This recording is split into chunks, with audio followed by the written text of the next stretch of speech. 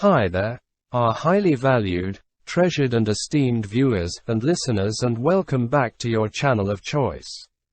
This video I am about to present was compiled by Dr. Nath Arua, a clinical pharmacist by training and profession who is the founder of Progressive Pharmacotherapy Consultants, the premier virtual clinical pharmacy institute for capacity building for healthcare workers. The Virtual Clinical Pharmacy Institute with a difference, where patient safety, medication therapy management and optimal clinical outcomes are very crucial and non-negotiable to us. Here we seek to remain your premier source of crucial tips for high-impact pharmacotherapy services. So, on behalf of the Institute, I humbly urge you all to sit back and spare me part of your very precious time to share with you very useful tips which may prove very, very handy in your line of duty. I now welcome you all to part 381 of our pharmacotherapy series, which majors in pain and its management. The first question in the next case reads, LKJ is a 73-year-old man with a history of Hodgkin lymphoma. He is in remission after chemotherapy and radiation treatment. He is seen in consult for post-herpetic neuralgia, abbreviated as PHN, attributable to a case of shingles during chemotherapy. The zoster episode was after his first chemotherapy cycle 2 years ago. The lesions covered an area around his right lower abdomen below the umbilicus in a 10 to 15 cm strip around the lower back and buttock. At rest, his pain is a 1 to 2 out of 10 on the numerical pain scale. At its worst, it is 7 to 8 out of 10. Pain is aggravated by light touch or any jarring motion, such as riding in a car, or rubbing of clothes on the location of the zoster. He has two areas that have greater pain, one located in the lower right aspect of his back and the other in the right lower abdominal quadrant. He describes the pain as a burning sensation. He gets mild relief from topical aquaphilic ointment. If he stays busy, it sometimes takes his mind off the pain. He has not been sleeping well because of the pain. His past medical history includes Hodgkin lymphoma, in remission, low back pain, and benign prostatic hypertrophy, abbreviated as BPH. He currently takes acyclovir 400 mg by mouth, once daily, alprazolam 0.25 mg by mouth, every night at bedtime as needed for sleep. Doc-U-Set 100 mg by mouth twice daily as needed for constipation, multivitamin 1 tablet by mouth once daily, tamsulosin 0.4 mg by mouth every night at bedtime, and zolpidem 5 mg by mouth every night at bedtime. LKJ is married, has never smoked, and denies alcohol and illicit drug use. His physical examination is unremarkable with the exception of scarring noted from the right lower abdomen to the back. Laboratory results and vital signs obtained at this visit are the following. Serum creatinine of 1.2 mg per deciliter. His electrolytes are within normal limits. His blood pressure is 137 systolic, 80 diastolic. His heart rate is 77 beats per minute. His body weight is 80 kilograms. So my question to you is, which of LKJ's presenting symptoms are consistent with neuropathic pain and post-herpetic neuralgia?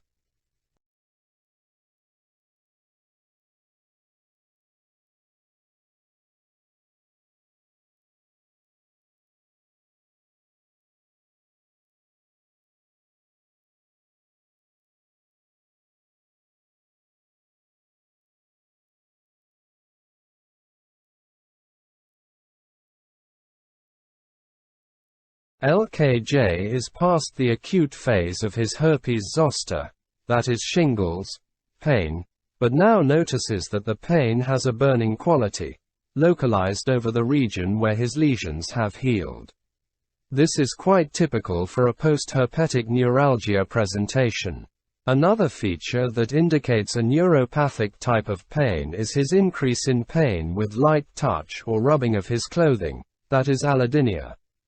It is a localized pain that does not radiate past the dermatomal distribution of his zoster infection.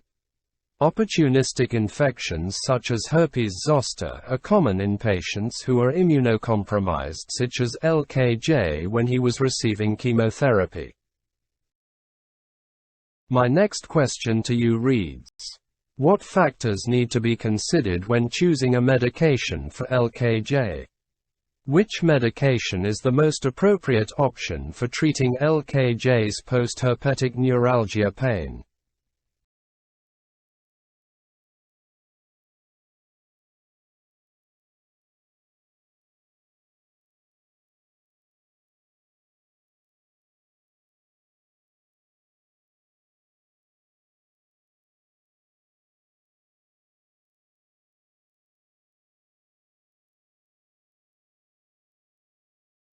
Let's discuss post-herpetic neuralgia treatment.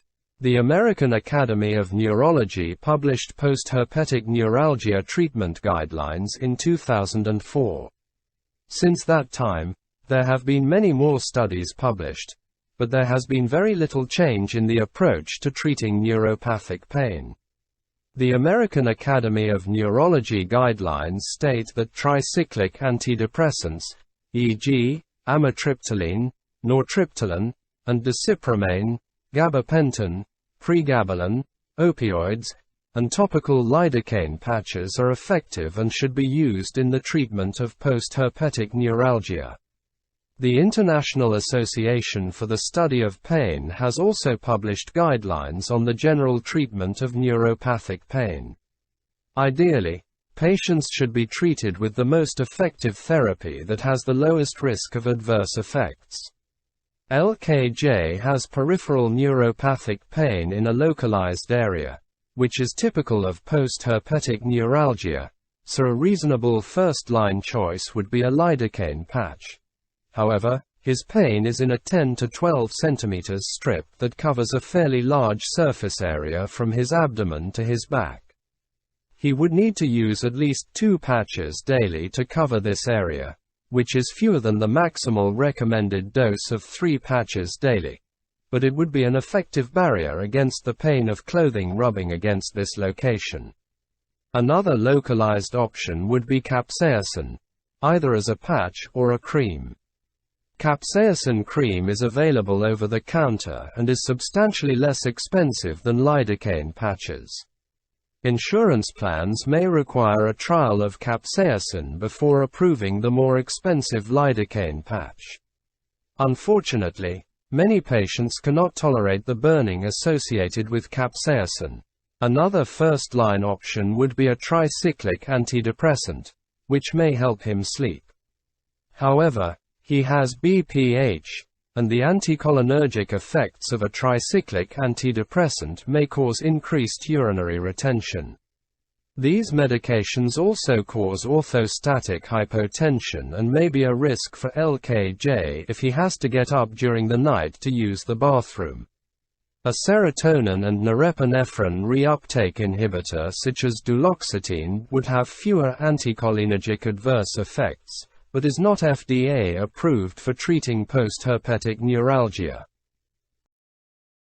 A calcium channel blocking anticonvulsant such as gabapentin is also a possibility. The sedating effects of gabapentin may help him sleep if his last dose is given at bedtime, and would not cause the urinary retention, constipation, and orthostatic hypotension associated with tricyclic antidepressant use. Given his age, a slow dose escalation starting at 100 mg by mouth 3 times a day would be appropriate. The most important aspect of monitoring for this agent would be for cognitive effects, such as short-term memory problems or difficulty with word finding. If the above options do not provide adequate analgesia, addition of an opioid such as morphine or oxycodone may be considered due to the potential for additive analgesia. Initially, a short-acting opioid should be used so that LKJ may be titrated to the optimal analgesic dose. Tramadol is another alternative with some tricyclic antidepressant-like activity and mild opioid effects. However, if an opioid is added, it may increase the adverse effects of the above agents, including constipation, sedation, urinary retention, and cognitive effects. Whenever an opioid is added to a medication regimen, a bowel regimen must be implemented as well. A commonly used regimen includes a stool softener such as DoC-USET sodium 100 mg by mouth twice daily, or an osmotic agent such as polyethylene glycol 17 g by mouth daily, and a mild stimulant laxative such as Senna 8.6 mg 1 to 2 tablets by mouth once daily. LKJ returns after 2 months with complaints that he could not tolerate the burning of the capsaicin cream, so discontinued this. He is currently taking gabapentin 1200 mg by mouth 3 times daily and tramadol 50 mg 1 tablet by mouth 4 times daily. He continues to have 5 of 10 burning pain over his right abdomen and back. He states that he has felt drowsy and has, in his own words, unclear thoughts with the gabapentin, and does not feel that it has been very effective, despite titrating this to the maximal dose of 3,600 mg daily. His wife reports that he is withdrawing from friends and he does not feel as involved. He is sleeping better, however, and believes that the tramadol is somewhat helpful in taking the edge off his pain. So my next question to you reads: given this information, what would be an appropriate adjustment in his therapy?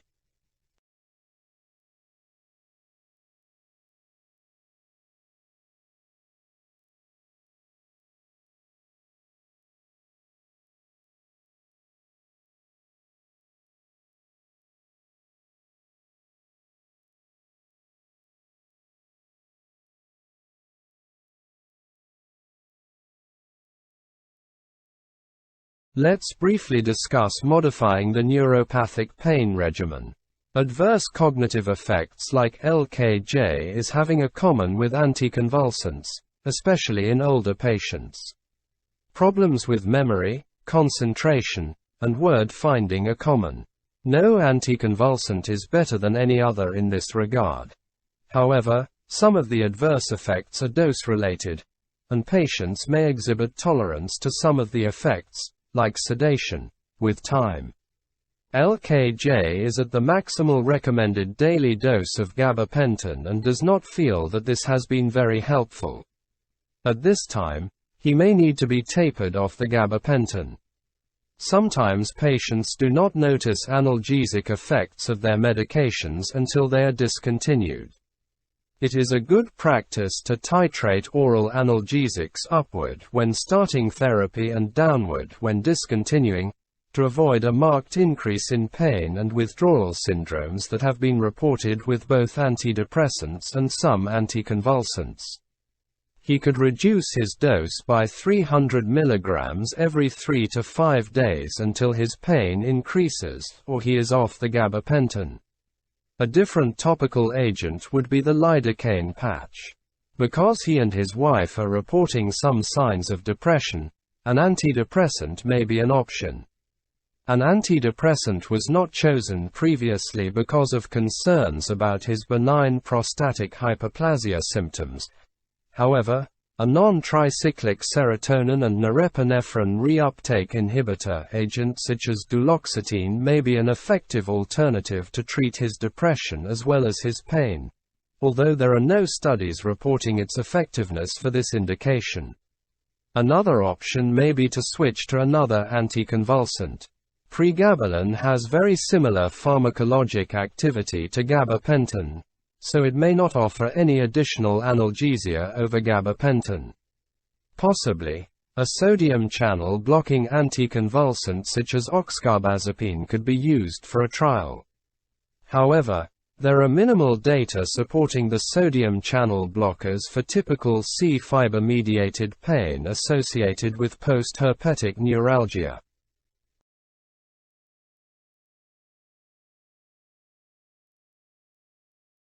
LKJ's doctor decides to order duloxetine and a lidocaine patch and taper off the gabapentin as tolerated. When the doctor orders LKJ's new regimen, a drug-drug interaction listed between duloxetine and tramadol is identified. So my next question to you reads: what recommendations are appropriate with regard to the potential drug-drug interactions with analgesics and, in particular, with LKJ's regimen? What changes to his regimen could be suggested?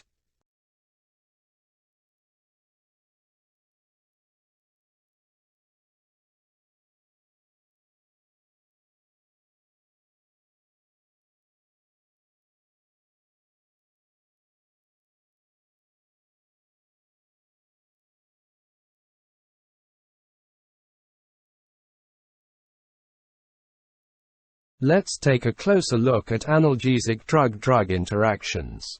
Antidepressants either increase the concentrations of norepinephrine or serotonin or both.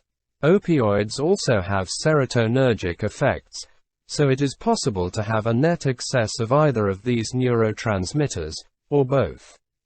The consequence of an excess of norepinephrine is CNS excitation and possible seizures. The consequence of an excess of serotonin is a possibly life-threatening syndrome called serotonin syndrome. Symptoms of serotonin syndrome include muscle rigidity, hyperpyrexia, mental status changes, and possible organ failure. None of these serious adverse effects are very predictable, although they are more likely with higher doses of either agent. If opioids are used with antidepressants, the lowest effective doses should be used, and patients should be counseled to watch for mental status changes. Pharmacodynamic interactions are more likely to occur with analgesic polypharmacy. Because several analgesics may be used together to decrease the excitatory effects of the pain signal, there is always a risk of additive sedation, dizziness, or even respiratory depression. Several pharmacokinetic drug-drug interactions may occur with analgesics as well. In LKJ's case, his duloxetine and tramadol are both substrates of cytochrome P452D6 and may compete with each other for this enzyme. This may alter the blood levels and clinical effects of these agents. LKJ likely needs an antidepressant for his depression symptoms, so alternatives will need to be considered. So there you have it, our highly esteemed viewers and listeners. That brings us to the end of this video. If it benefited you in any way, kindly remember to give it a thumbs up, to like it and to share it widely with your peers. Please leave your comments at the bottom.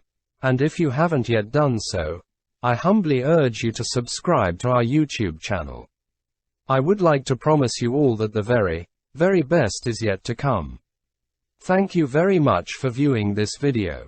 On behalf of our senior colleague, Dr. Nath Arua, I sincerely appreciate your partnership, continued support and kind collaboration. We look forward to interacting with you in the next video, which will be part 382.